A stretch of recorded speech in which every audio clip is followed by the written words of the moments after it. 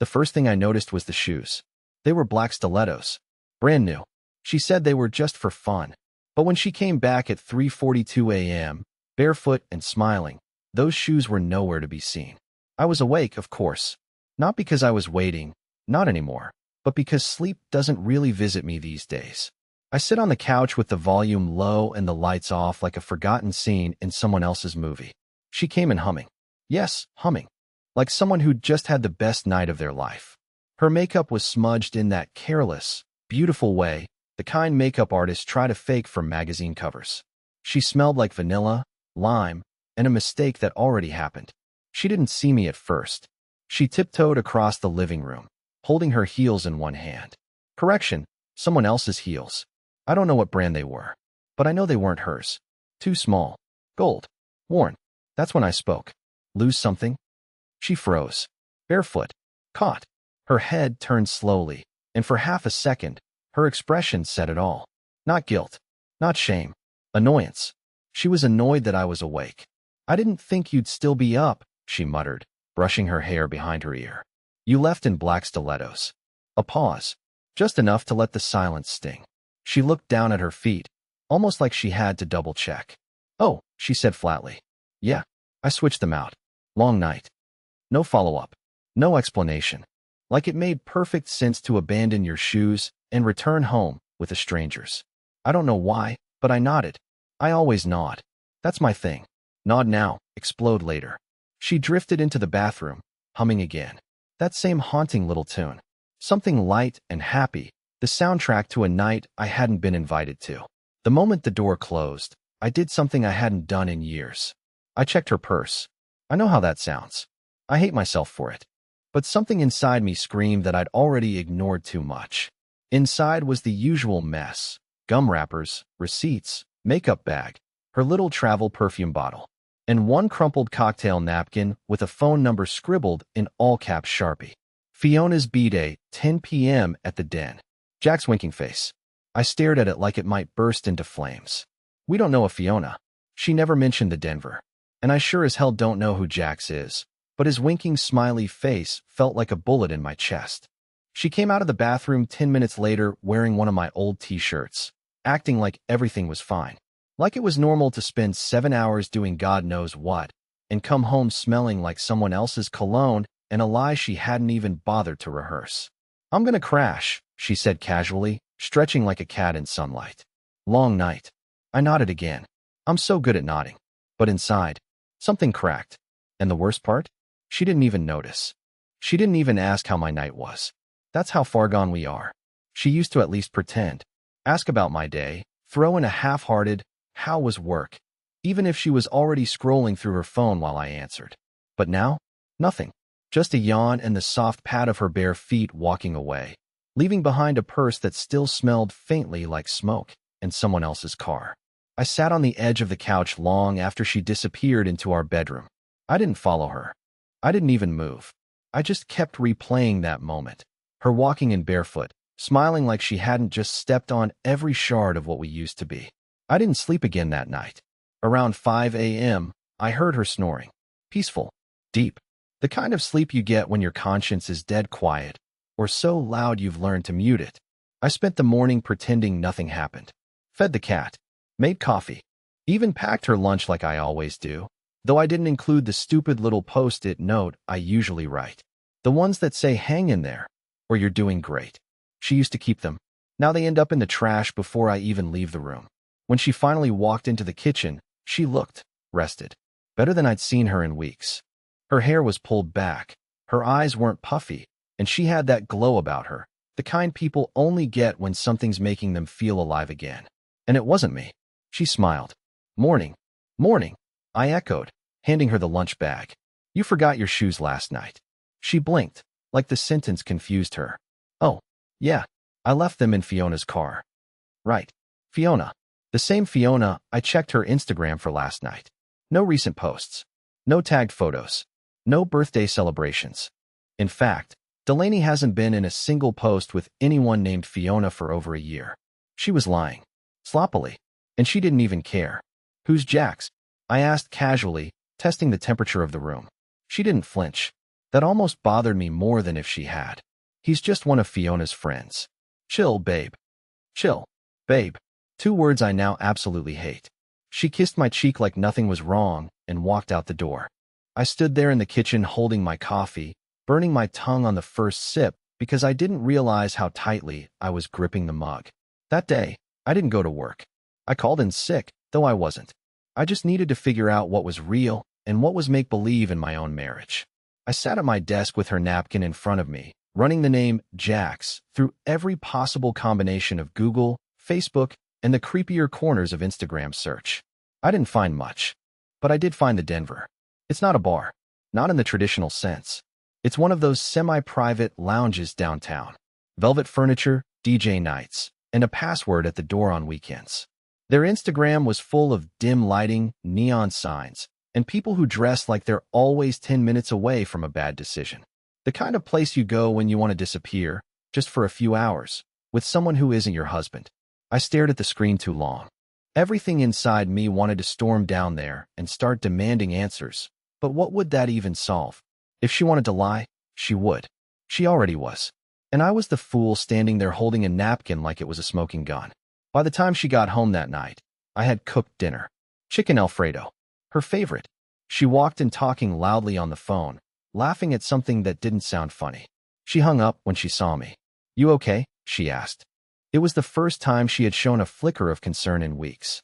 "I called in today," I said, stirring the sauce too aggressively. "Didn't feel great." Her eyes narrowed just slightly. Not with worry, more like calculation. "You're not getting sick, are you?" "No, just tired." She didn't push further.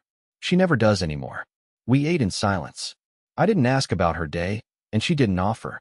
Somewhere between the garlic bread and the awkward fork scraping, it hit me. She's not scared to lose me, because she thinks I'll never leave. I'm the safe one, the predictable one, the background character in the thrilling story she's writing with someone else. But background characters notice things, too. Like when your wife suddenly starts wearing perfume to yoga. Like when she starts getting calls from numbers saved as initials.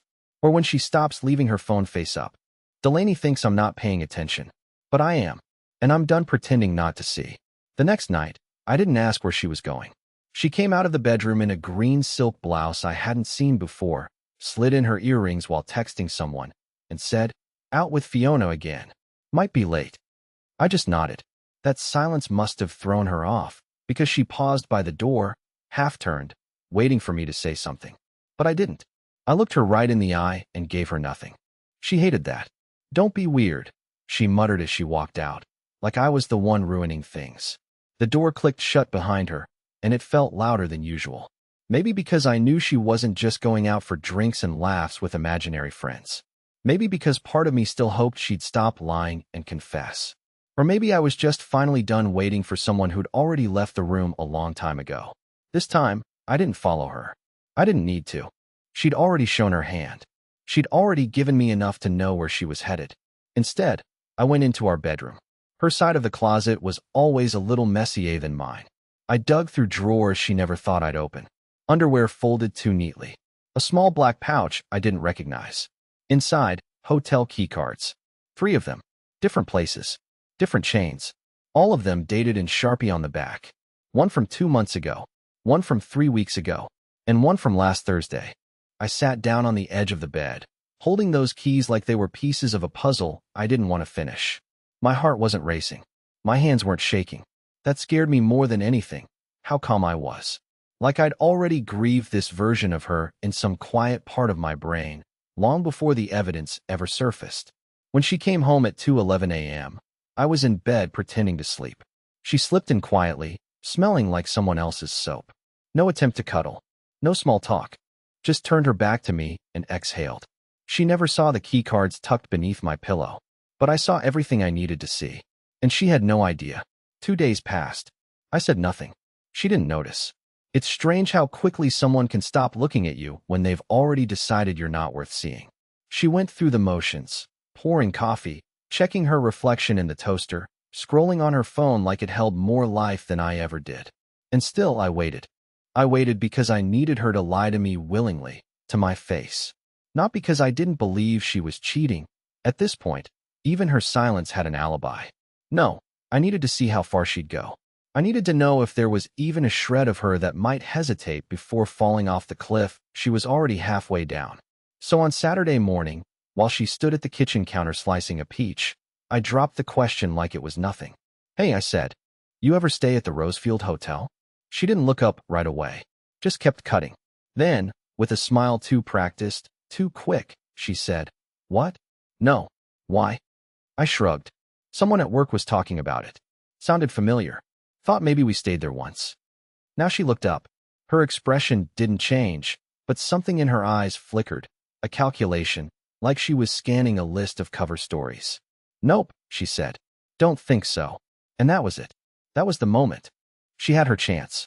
She could have laughed nervously, could have confessed something, could have cracked, just a little. But she didn't. She lied so easily I almost believed her. Almost. I smiled back and took the coffee pot from her hand, poured us both a cup like we were still playing house. I don't know how I managed to keep my hands from shaking, but I did. I've been practicing my whole marriage. That afternoon, while she was in the shower, I did something I never thought I'd do. I called the number on the back of one of the hotel key cards. A man answered. Not a front desk. Not a receptionist. A man. Groggy, irritated. "Hello." I froze. Hung up. My chest felt like it was stuffed with wires and all of them were sparking. I didn't recognize the voice, but it didn't matter. That wasn't the hotel. That was him. She kept the key cards for a reason. They weren't just forgotten. They were souvenirs. Proof. Or maybe trophies. And still, I didn't confront her. I needed more.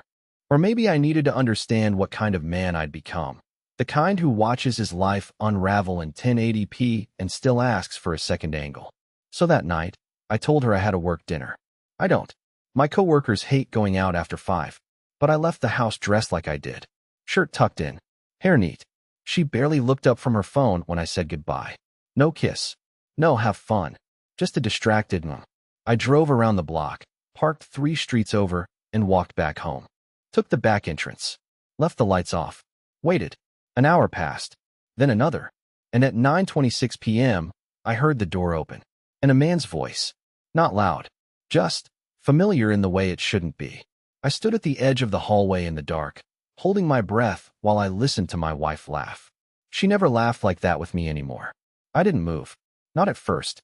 I stood in the hallway, the light from the living room spilling across the floor just enough to show the edge of her shadow. She was facing him. This man I hadn't seen before, but already hated with a clarity I'd never felt toward anyone in my life. He wasn't tall. He wasn't handsome in that obvious, movie star kind of way. Just confident, relaxed, like he belonged in rooms he didn't earn. The kind of man who walks into a house that isn't his, takes off his shoes, and laughs like it already is. Delaney looked beautiful. That was the part that broke me open in the smallest, sharpest way. She looked radiant, effortless. Her hair pulled back loosely. Her eyes lit up in a way I hadn't seen in months. It wasn't the lighting. It wasn't the makeup. It was him. He made her feel like someone new. She offered him wine. Red. She poured without asking, like she already knew his favorite. He touched her wrist when he took the glass, and she didn't flinch. In fact, she leaned in closer. I stepped back into the hallway, into the dark, into myself. My legs weren't moving right. I didn't know what I was planning. If I was going to scream or collapse or just disappear right there between the guest bathroom and the coat closet. My own house didn't feel like mine anymore. It felt like a set I was never meant to walk back onto. Their voices dropped lower. Soft laughter. The clink of a glass set down. Then silence. But not a peaceful kind. The kind of silence where people look into each other's eyes and try to make a decision without saying it aloud. I waited another 20 seconds before stepping forward. Not into the room. Just far enough to see. She was kissing him. Not nervously. Not like it was new or wrong. But like it was theirs. Her hand was on his chest, his fingertips on her jaw. It was gentle. Familiar. Intimate. It was worse than anything I'd imagined. Because it wasn't just sex. It was connection. It was emotional. It was deliberate. I should have barged in. Yelled. Demanded answers. Done something to reclaim the oxygen in my own home. But I didn't. I backed away. Quietly. Carefully. Like a burglar in reverse. Like someone trying not to interrupt a life that had already moved on without him. I went out through the back door, walked 3 blocks in the cold without a jacket, and sat on a bus stop bench for almost an hour. No destination. No plan. Just me, staring at the cracks in the pavement, asking myself one horrifying question I wasn't ready to answer. If this wasn't the first time, how long had I been gone from her heart? I came back just before midnight. The lights were off. No voices, no movement. I half expected to find them still there, tangled on the couch, daring me to interrupt. But the living room was spotless. No wine glasses.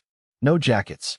The only sound was the low hum of the fridge and the dry scratch of Margot's claws against the hardwood floor as she walked over to greet me like nothing was broken. Like the house wasn't soaked in betrayal. I moved slowly through the space. Not because I was afraid, but because I didn't want to miss anything. I looked for signs, anything. A second toothbrush. A receipt left behind. Cologne in the air. There was nothing. It was as if he had never been here. But I know what I saw. I know what I heard. Delaney was already in bed when I opened the bedroom door. Her back was to me, one leg tangled in the sheets, her phone charging on the nightstand. She didn't move when I stepped in. Either she was asleep, or she wanted me to think she was. I sat on the edge of the bed and stared at her for a long time. Her breathing was steady. Too steady. I finally spoke. I came back early. Her shoulders stiffened. Barely, but I caught it. I forgot my wallet, I added. Walked in around 9:30. Still no response. You weren't alone. Now she rolled over. Slowly. Her face blank, unreadable. She blinked at me, then reached for the glass of water on her side of the bed. Took a sip. Cleared her throat. What are you talking about? She asked. The room felt 10 degrees colder. I saw you, Delaney. I saw him. I heard you. Her lips parted, but she didn't say anything for a full 5 seconds. Then, as calm as someone denying a parking ticket, she said, no one was here. I laughed. It slipped out before I could stop it. A sharp, bitter sound that felt too loud for the quiet room. I stood in the hallway. I said, you were kissing him right there on the couch. Don't lie to me. She didn't flinch. Didn't cry. No apologies. No rage. Just this eerie, careful calm. You imagined it, she said. You've been so paranoid lately, Lyle. Maybe you wanted to see something that wasn't there. The audacity of it hit me like a slap. She was rewriting the truth in real time, looking me dead in the eyes like she had the power to undo reality with enough confidence. I know what I saw. No, she said, setting the glass back down and turning off the lamp. You saw what you wanted to. Maybe we need to talk to someone. You've been off. And just like that, she turned her back to me again. I sat there in the dark, stunned by how far she was willing to go. Not just to cheat, but to erase it. To plant doubt in my mind like a seed, knowing damn well it had already started to grow. But here's the thing. I'm not crazy. And I'm not done. I didn't sleep that night. Again, I laid next to her, staring at the ceiling, listening to her breathe like nothing had happened. And for a moment, just a moment, I almost believed her. That's what scared me most. Not the lie, but how easily she delivered it. How ready my tired brain was to accept it. Like maybe I really had imagined it. Like maybe grief could warp memory, and paranoia could paint people into scenes they were never in. But I didn't imagine it. And by morning, I had stopped pretending I might have. She was already gone when I got up. She left a note on the counter, something she hadn't done in months. It just said, went to yoga. Be back before noon. A little heart drawn next to her name, like she was mocking me. Or like she thought I'd be stupid enough to fall for softness again. Yoga. Sure. That's when I remembered the doorbell camera. I never check it. We don't get many deliveries. It's one of those things you forget you even have until you need a reason to believe in your own sanity. I opened the app, scrolled back to the previous night, and there he was. At 9:07 p.m., a man I didn't recognize walked right up to my front door. Dark jeans, gray hoodie, hands in his pockets. No hesitation. He didn't knock. He just opened the door like he'd been there 100 times. And why wouldn't he? She probably gave him the code. I watched myself open the video over and over, just to be sure. I stared at his face, his posture, the casual way he entered my home. No fear, no doubt, just confidence. At 11:14 p.m., he left. Alone. Pulled his hood up and walked down the driveway like nothing ever happened. She'd already cleaned everything up by then, like he was never there. But I had proof now. I should have been angry, explosive, finally ready to confront her with something undeniable. But instead, I sat at the kitchen table with my phone in front of me, replaying the clip in a loop. Not to study it, not to analyze, I just needed to feel something. Something solid. Something real. Because at that point, my reality had started to rot from the inside out. And here's what really gutted me. I wasn't surprised. Not by him. Not by her. Not even by myself. Because I realized something horrible, sitting there with the video frozen on his back as he walked away. Somewhere deep down, I'd already accepted she didn't love me anymore. I just hadn't decided what to do with that truth yet. The next morning, she came back from yoga smelling like a hotel lobby. Not sweat, not eucalyptus, but clean linen spray and quiet hallways. The kind of scent you can't mistake once you've lived through betrayal. She dropped her gym bag by the door like everything was normal, like I wasn't sitting right there with the video still paused on my phone. She kissed my cheek. She smiled.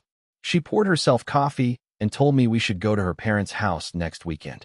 And I realized she truly believed I would let this go, that I'd keep living in the shadow of her lies, because I'd rather have her half-hearted presence than her full departure. That's when I knew what I had to do. I didn't scream. I didn't accuse. I didn't play the clip or ask for another lie I already knew the shape of. I just stood up, picked up my keys, and said, "I'm going to stay at Charlie's for a while." She blinked. "Wait, what? Why?" I looked at her, really looked at her, and for the first time in months, I didn't feel small. I didn't feel crazy. I didn't feel like a man chasing someone who'd already left. "I know, Delaney." She didn't ask what I knew. She didn't need to. There was a silence between us then, not angry, not cold, just quiet. Like the last page of a book when you realize the ending was written chapters ago, and you were the only one still pretending the story might change. She didn't beg me to stay. She didn't even follow me out the door. And maybe that should have hurt more than it did. But it didn't. It felt right. I drove to Charlie's place. He offered me his guest room and a beer. Didn't ask too many questions. Just let me sit there in his garage while he messed with an old radio, the way real friends do when they know talking isn't the thing you need most. That night, I slept. Deeply. For the first time in weeks, I wasn't half listening for the sound of betrayal creeping through my front door. And over the next few days, something strange happened. I didn't miss her. I missed the idea of her. The version of us I held on to long after she let go. But the real her? The woman who came home barefoot with a stranger's cologne on her skin? That version had been gone a long time. I started walking in the mornings. Reading again. I even cooked something just for myself. Not to impress anyone. Not to keep a routine. Just because I wanted to. It felt like finding little pieces of myself I didn't realize I'd left behind in that house. Eventually, I filed for divorce. Quietly. No drama. No revenge. Just release. She didn't fight it. Last I heard, she moved to Denver with Jax. They post photos now and then. She looks happy. And I don't feel bitter when I see them. Just detached. Like watching someone you used to know in a dream you don't want back. It's been 6 months. I'm still in Wichita, still figuring things out. But here's what I know. Peace doesn't always come loud. Sometimes, it comes slowly, like sunlight through a cracked curtain. You don't even notice it at first. But then one day, you catch yourself laughing again, breathing deeper, sleeping through the night. And you realize, with a strange and quiet joy, you're free.